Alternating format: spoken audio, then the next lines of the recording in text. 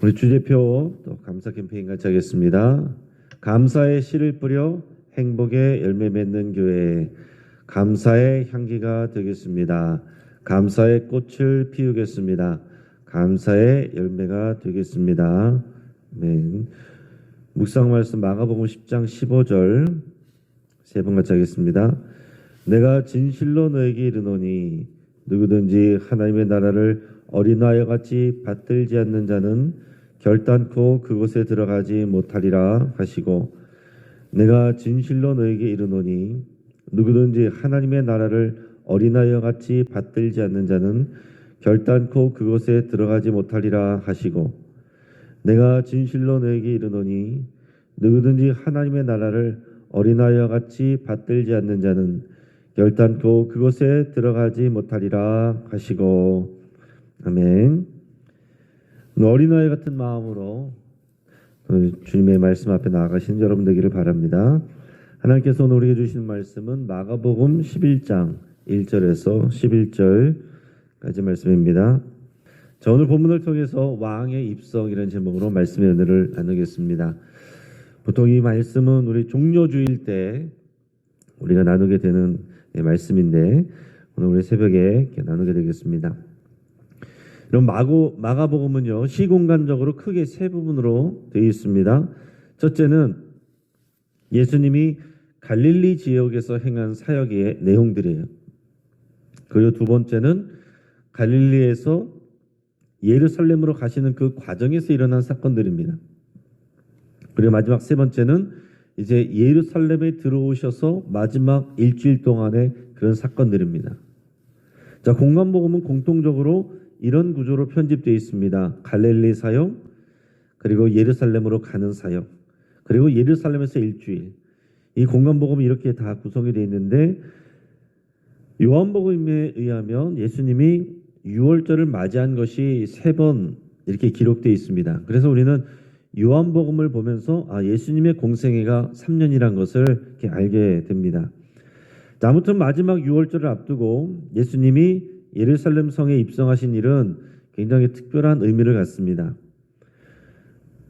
구약 성경에 약속된 메시아가 왕이 오셨음을 공식적으로 선포하는 그런 사건이고 자리있기 때문에 그렇습니다. 자, 그 전까지 예수님은 어땠어요? 예수님이 치유하시고도 사람들에게 알리지 말라. 예수님의 메시아임을 사람들에게 비밀로 하라. 그런 비밀 명령을 많이 내리셨습니다. 왜냐하면 아직 때가 차지 않았기 때문에. 그런데 이제는 때가 찼습니다.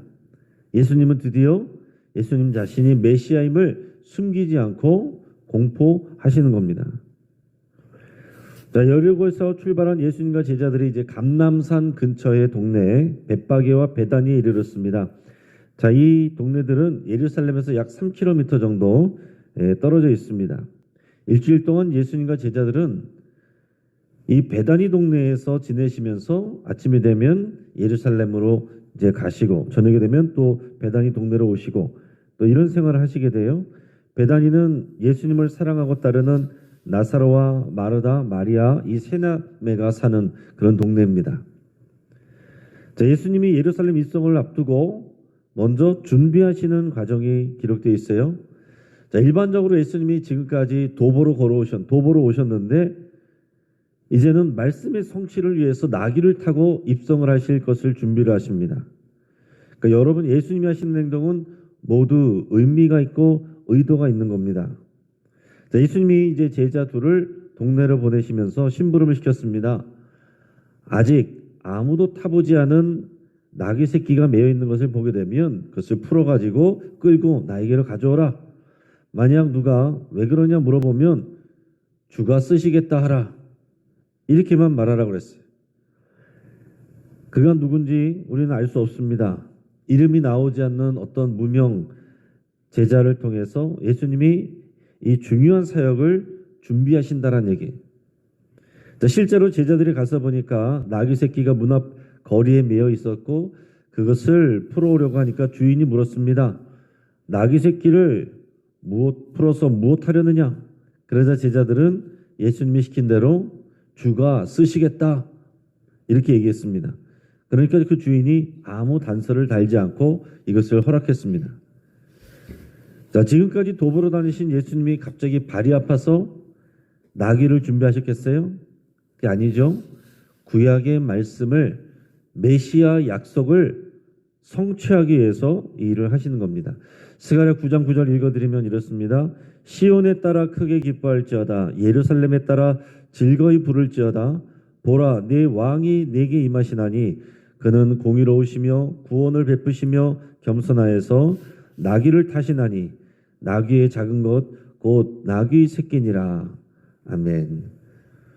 자, 스가랴서 이 말씀, 이 예루살렘의 메시아가 겸손하게 나귀 새끼를 타고 오신다.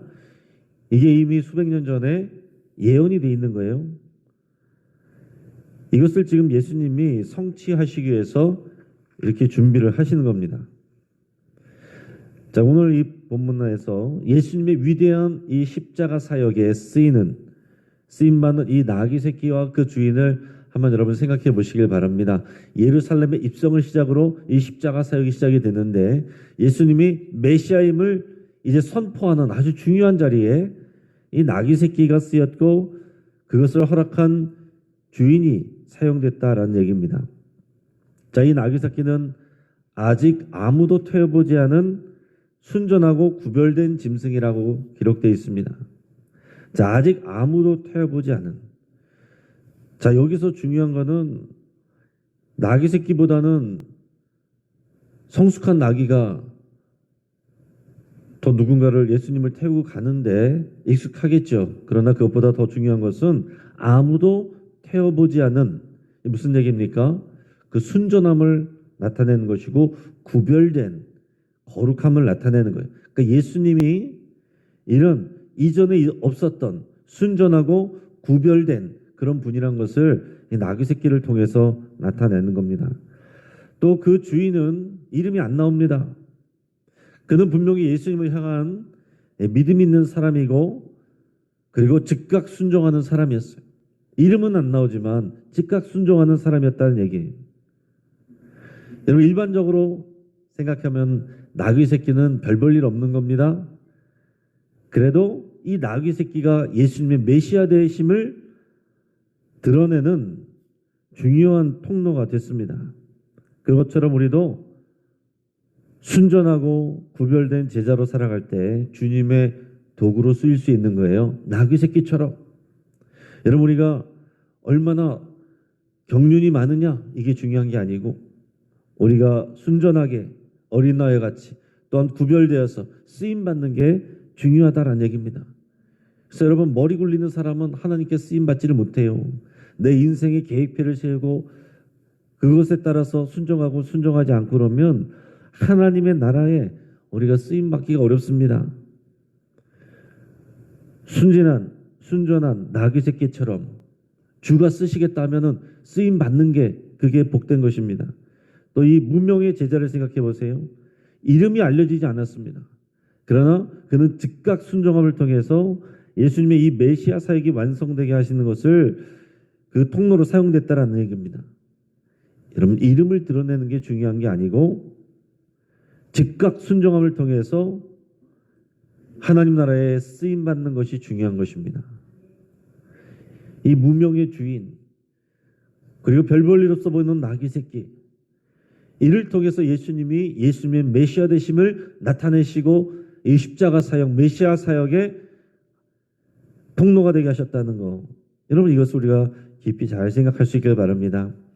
정말 우리 삶 가운데 우리가 나귀 새끼처럼 별 볼 일 없어 보여도 이 무명의 제자처럼 이름이 드러나지 않아도 순전하게 거룩하게 구별되어 즉각 순종하는 그런 생명의 통로 되시기를 주의 이름으로 축복합니다. 이제 예수님이 예루살렘 성에 들어가시게 돼요. 자, 7절에서 10절까지 말씀을 읽겠습니다.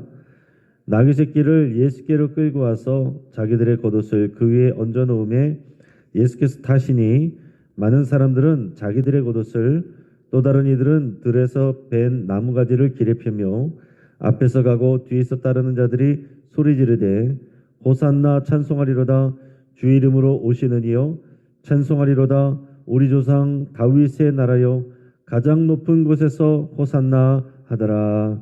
아멘. 자, 지금 제자들이 나귀 새끼를 예수님 앞으로 끌고 왔습니다. 그리고 자기들의 겉옷을 벗어서 안장 대신 그 위에 얹어놨어요. 예수님은 그 위에 올라탔습니다. 그리고 예수님은 나귀 새끼를 타고 예루살렘 성으로 들어가십니다. 그럴 때 많은 사람들이 앞서거니 뒤서거니 하면서 소리쳤습니다. 호산나 찬송하리로다. 주의 이름으로 오시는 이여 찬송하리로다.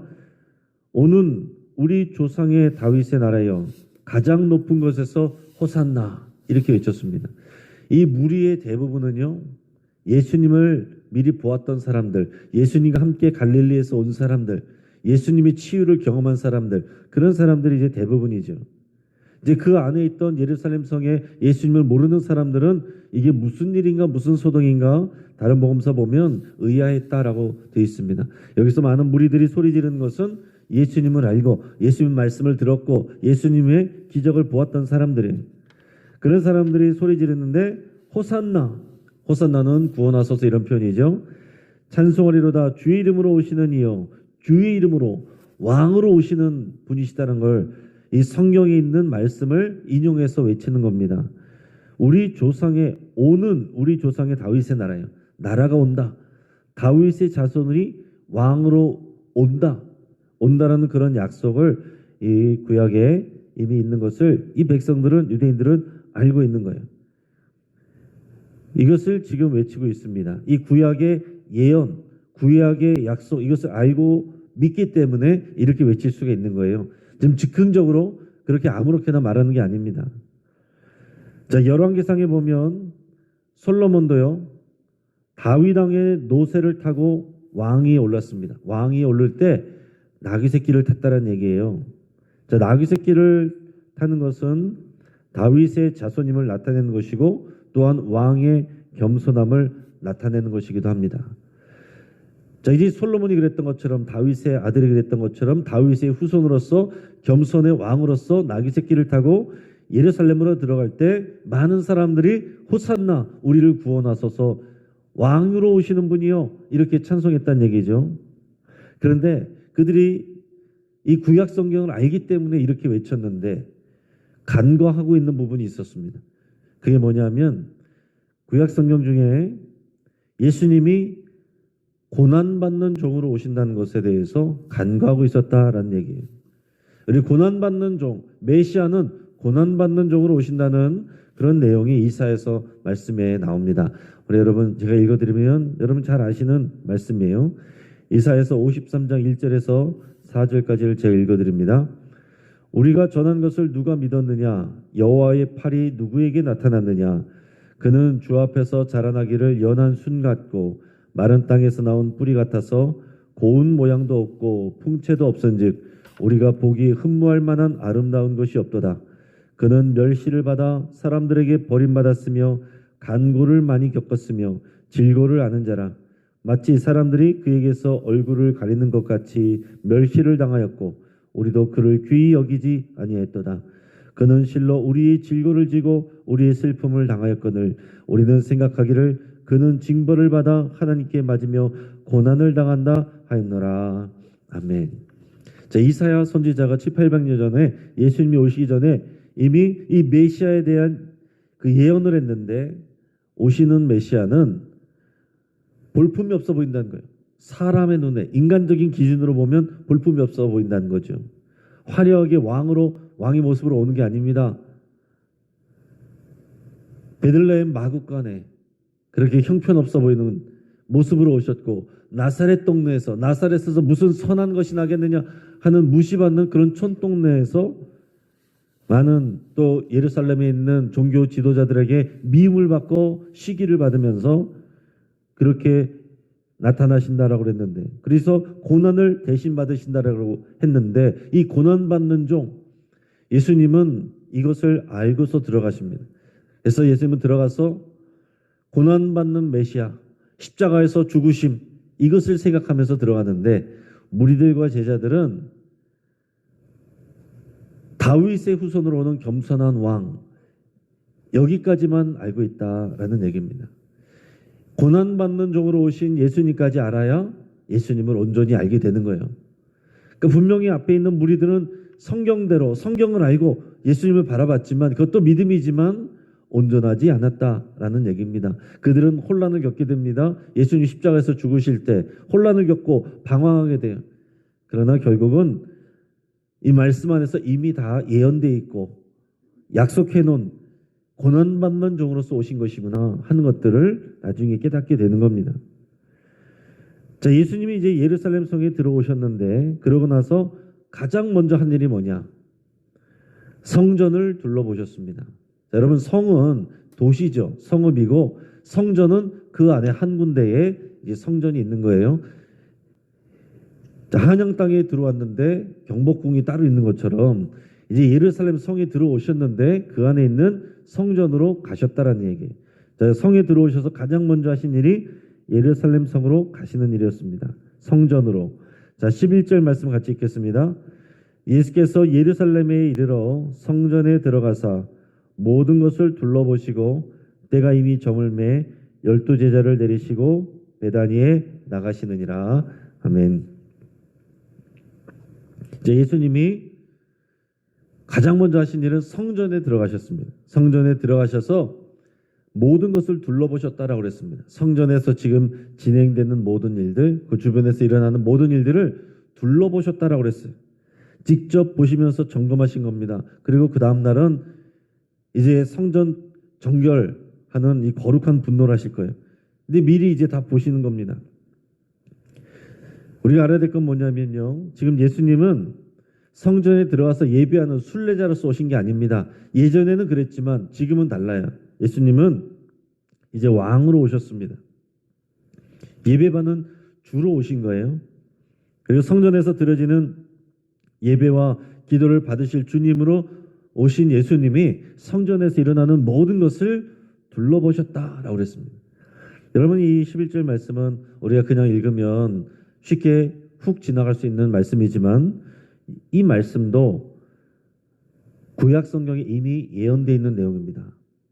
말라기서 3장 1절 2절 말씀을 제가 읽어드리겠습니다. 만군의 여호와가 이르노라 보라 내가 내 사자를 보내리니 그가 내 앞에서 길을 준비할 것이요 또 너희가 구하는 바 주가 갑자기 그의 성전에 임하시리니 곧 너희가 사모하는 바 언약의 사자가 임하실 것이라. 그가 임하시는 날을 누가 능히 당하며 그가 나타날 때 누가 능히 서리요. 그는 금을 연단하는 자의 불과 표백하는 자의 잿물과 같을 것이라. 아멘. 말라기서에 이미 이렇게 기록이 되어 있습니다. 예수님이 오시기 전에 한 400년 전이에요. 자, 약속의 사자, 언약의 사자, 이 메시아가 오신다는데 메시아가 어느 날 갑자기 성전에 임하신다 이렇게 약속이 되어 있습니다. 성전에 임하시는데 그분은 뭘 하시느냐? 금을 연단하는 불, 표백하는 자의 잿물처럼 연단하고 이 믿음을 시험하고 정결케 하고 표백하는 잿물처럼 십자가의 보혈로 백성들을 깨끗하게 하는 그 일을 하신다고 했습니다. 이 일을 위해서 예수님이 말라기서의 말씀의 성취로 성전에 바로 가셔서 일어나는 모든 일을 둘러보셨다는 얘기입니다. 여러분 이 복음서에 나오는 내용들이요 우리가 모르면 그냥 지나갈 일들이지만 별것 아닌 것 같아도 이것이 대부분 다 구약 성경에 약속되고 예언된 그런 내용들이에요. 자, 예수님이 가져오신 하나님의 나라는 무엇부터 온전해지는 개혁으로 나타납니까? 예배가 새로워져야 돼요. 온전한 예배 회복에서부터 하나님 나라가 시작되는 것입니다. 예배가 망가져 있으면 하나님의 나라를 누릴 수가 없는 거예요.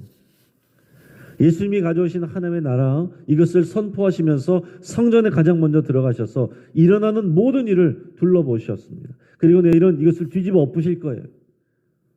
사랑하는 여러분, 오늘 예수님께서 우리에게 다시 오신다면 이 땅에 오셔서 우리의 교회를 둘러보시고 교회 안에서 일어나는 모든 것을 살펴보시고 또 우리의 가정을 방문하셔서 우리 가정 안에서 일어나는 일을 다 둘러보시고 체크하신다면 어떤 평가를 내리시겠습니까? 여러분이 예수님을 멀리서 그냥 예배하는 그런 게 아니에요. 예수님이 우리 삶 가운데로 들어오셔서 함께 지내고 왕으로서 다스리시는 게 우리의 믿음 생활입니다. 가끔씩 부담스럽지 않게 일주일에 한 번씩 만나는 그런 신앙 생활이 아니다라는 얘기예요. 예수님이 성전으로 오셔서 주인으로 오시고 우리 교회로 오시고 가정으로 오시고 삶의 자리로 오셔서 다스리시는 것입니다. 모든 부정한 것들을 깨끗하게 하시고 또 연단하시고 그리고 재물을 깨끗하게 하시는 것처럼 표백하시는 것처럼 우리 삶을 경건하고 거룩하게 만드신다는 얘기예요. 여러분 우리가 지금 사순절의 말씀들을 묵상하고 예수님을 묵상할 때에 안전하고 편안한 멀리 계신 그런 예수님으로 여러분 생각하지 마시기 바랍니다. 우리 삶 가운데 오신 예수님, 이 교회로 오신 예수님, 우리의 가정으로 오신 예수님, 우리의 삶의 자리로 오신 예수님, 그 예수님을 여러분 깊이 묵상하시길 바랍니다. 그 예수님이 우리의 왕이심을 고백하시고 즉각적으로 순종하며 거룩하게 구별되어 살아가기를 주의 이름으로 축복합니다. 같이 한번 기도하겠습니다. 여러분 시간 기도할 때에 내가 작은 나귀 새끼처럼 순전하고 구별된 삶을 살아가기로 여러분 결단할 수 있길 바랍니다. 우리는 남들이 다 그렇게 하니까 살아갈 수 있는 사람들이 아니에요. 우리는 구별되는 사람들입니다. 하나님이 우리를 구별해 놓으셨습니다. 예수의 피로 우리를 구별해 놓으셨고 성령으로 인치신 사람들입니다. 우리가 세상에서 살면서 그러나 구별된 삶을 살기로 여러분 결단하시길 바라고 또 아무 조건 없이 나귀 새끼를 내주었던 이 무명의 제자처럼 내 이름을 위해서 일하는 것이 아니라 하나님 나라 위해서 즉각적으로 순종하는 제자의 삶을 살기로 여러분 결단할 수 있길 바랍니다. 예수님이 우리의 왕이시고 고난받는 종으로 오셨음을 여러분 감사드리면서 우리의 예배가 새로워지기를 위해서 함께 기도하기를 바랍니다. 우리의 예배가 예수님이 왕이 되시고 예수님이 중심이 되는 그런 예배가 되기를 우리의 모든 예배가 또 가정에서 가정 예배, 교회에서의 우리의 예배, 삶에서의 삶의 예배가 온전하게 세워지기를 여러분 위해서 같이 기도하시고 우리 주변의 환우들을 위해서 기도하시고 오늘 수요일에 있을 늘 푸른 어르신 대학과 전도대와 수요 예배를 위해서 기도해 주시고 우리 12들 프로젝트 2층 리모델링하는 이 사업을 위해서 비전을 위해서 온 성도들의 마음이 합해지고 합력할 수 있기를 위해서 함께 기도하겠습니다. 이 시간 주여 한번 부르짖고 합심해서 함께 기도하겠습니다. 주여